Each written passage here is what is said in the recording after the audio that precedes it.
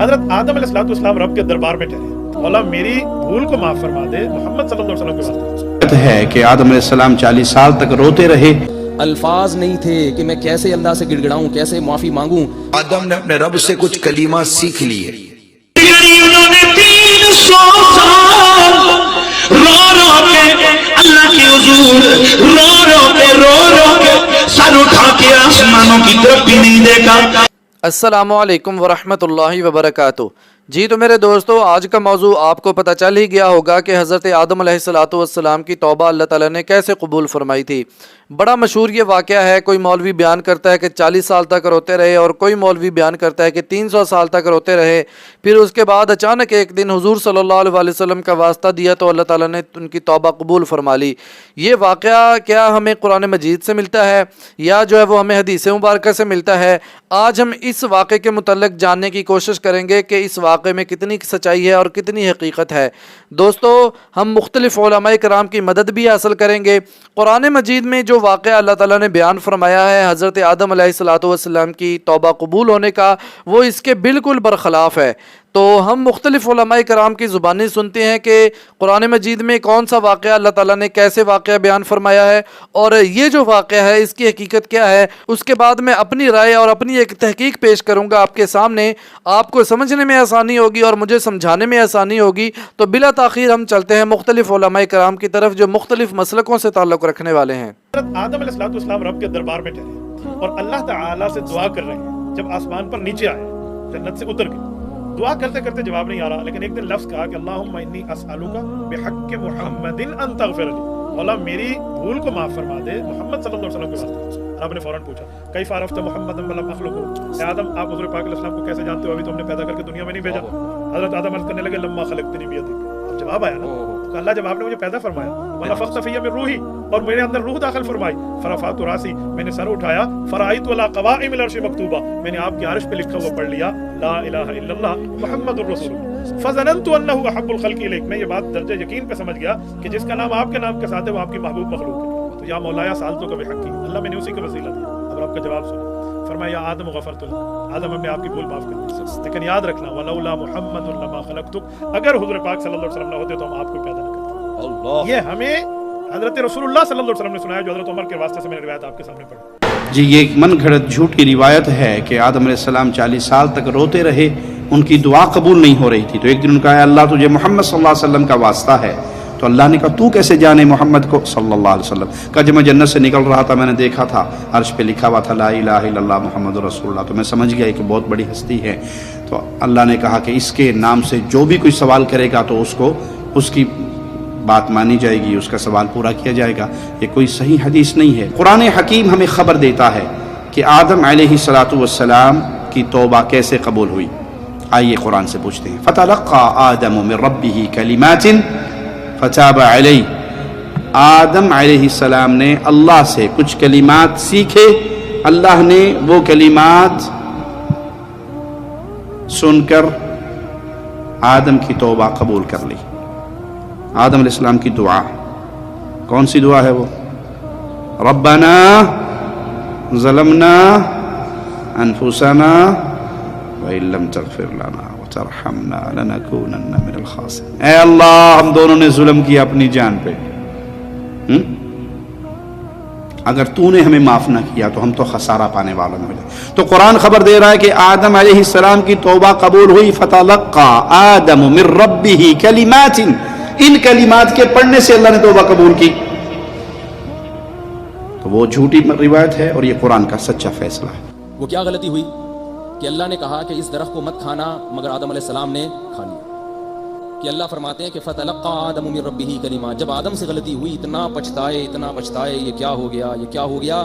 الفاظ نہیں تھے کہ میں کیسے اللہ سے گڑ گڑاؤں، کیسے معافی مانگوں۔ ان کی بے چینی کو دیکھ کر اللہ نے ان کو الفاظ بھی سکھا دیے۔ آدم علیہ السلام کی طبیعت میں کیا پیدا ہوا؟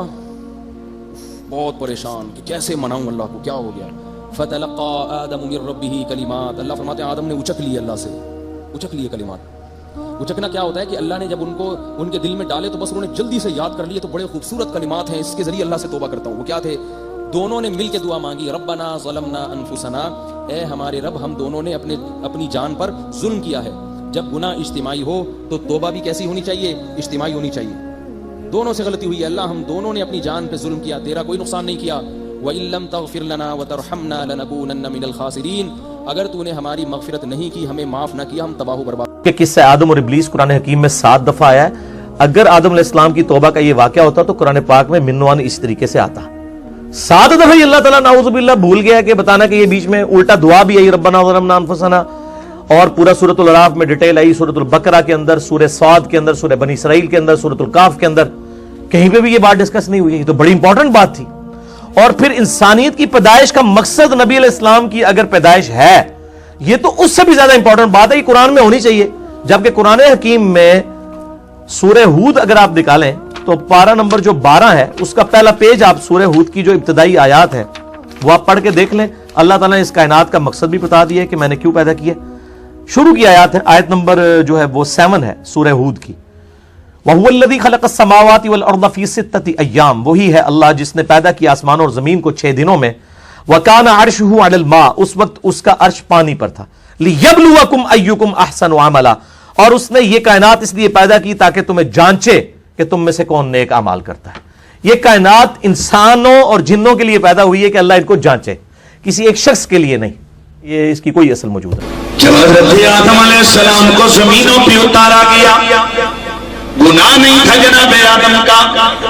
जिस घड़ी उन्होंने 300 साल रो रो के अल्लाह के हुजूर रो रो के सर उठा के आसमानों की तरफ भी नहीं देखा, फिर एक दिन दिल में ख्याल आया और अर्ज कर दी, ए मेरे अल्लाह करीमा,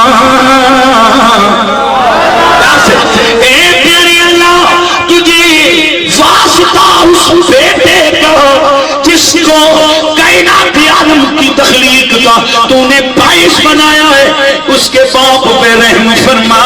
मेरे रब ने जो जवाब दिया वो सुनिए। मेरे अल्लाह ने फरमाया, फनूदी या आदम लौ तशफ़अत इलैना बिमुहम्मदिन फी अहलि समावाति वल अर्दि लशफ़अनाका। ए आदम, ये तो तूने अपनी तौबा की है, ये तो तूने अपने लिए दुआ मांगी है। ए आदम, वो जिस नाम का वसीला तूने दिया है, अगर सारी जमीनों आसमानों वालों के लिए तू इसका नाम लेकर हमसे शफाअत तलब करता, हम सबकी सिफारिश कबूल कर लेते। जी तो मेरे दोस्तों, हज़रत आदम अलैहिस्सलातु वस्सलाम का मुकम्मल वाक़या अल्लाह ताला ने कुरान मजीद में बयान फरमाया है। उनकी पैदाइश का जिक्र, और फिर इस दरख्त के करीब ना जाना, उन्होंने वो फल खा लिया, फिर जन्नत से उनको निकाल दिया, ज़मीन में भेज दिया, और फिर उनको कलिमात सिखाए, तौबा उनकी कबूल फरमाई उन कलिमात और उस दुआ के ज़रिए। तो हमें भी ये दुआ जो है वो अपनी दुआ में मामूल बनाना चाहिए कि ये दुआ हम मांगे, रब्बना ज़लमना अनफुसना व इल्लम तगफिर लना व तरहमना लनकूनन्न मिनल खासिरीन, क्योंकि ये दुआ अल्लाह ताला ने हज़रत आदम अलैहिस्सलातु वस्सलाम के दिल में डाली या जो है वो उनको सिखाई थी। तो ये दुआ जो है वो कबूलियत की यानी कि बेहतरीन दुआ है। इसके अलावा और भी दुआएँ हैं, लेकिन ये दुआ जो है वो एक अलग ही इसका मकाम है। तो दोस्तों, ये जो रिवायत है या जो 40 साल या 3 साल का वाक़या बयान करते हैं, ये बिल्कुल मन घड़त बात है, इसका हकीकत से कोई लेना देना नहीं है। हाँ, जो हुजूर सल्लल्लाहु अलैहि वसल्लम के वास्ते से दुआ की, जो तौबा की, अल्लाह ताला ने कबूल फरमा ली, ये एक रिवायत मिलती है और उसकी सनद जो है वो ज़ईफ़ है। अब मेरी एक तालिब इल्म होने के नाते मेरी एक तहकीक या एक राय ये है कि जब वाक़या अल्लाह ताला ने कुरान मजीद में बयान फरमा दिया है तो क्या ज़रूरत है ज़ईफ़ रिवायतों को बयान करने की? क्या ज़रूरत है फिर ज़ईफ़ रिवायतों के पीछे लगने की? कुरान मजीद लोगों को सुनाएं और जो है वो बात को ख़त्म करें। तो दोस्तों, जो नाम नेहाद मौलवी हैं जिन्होंने दीन को बेच के अपनी दुकानदारी सेट की हुई है, अपने मुरीद बनाने के चक्करों में, अपनी इज्जत और शोहरत की खातर लोग सुभान अल्लाह कहें, वाह वाह कहें, वो आपको कुरान मजीद का वाक़या नहीं सुनाएंगे, कुरान मजीद से आपको मसले हल नहीं करेंगे, वो अपने पीरों के पीछे लगाएंगे, आपको अपने बाबों के पीछे लगाएंगे। तो दोस्तों, हमें कुरान मजीद को फॉलो करना है, हदीस मुबारक को फॉलो करना है। जी तो मेरे दोस्तों, आज की हमारी तहकीक यही थी कि हज़रत आदम अलैहिस्सलातु अलैहिस्सलाम की तौबा अल्लाह ताला ने कबूल फरमाई है, रब्बना ज़लमना अनफुसना व इल्लम तग़फिर लना व तरहमना लनकूनन्ना मिनल खासिरीन की दुआ से।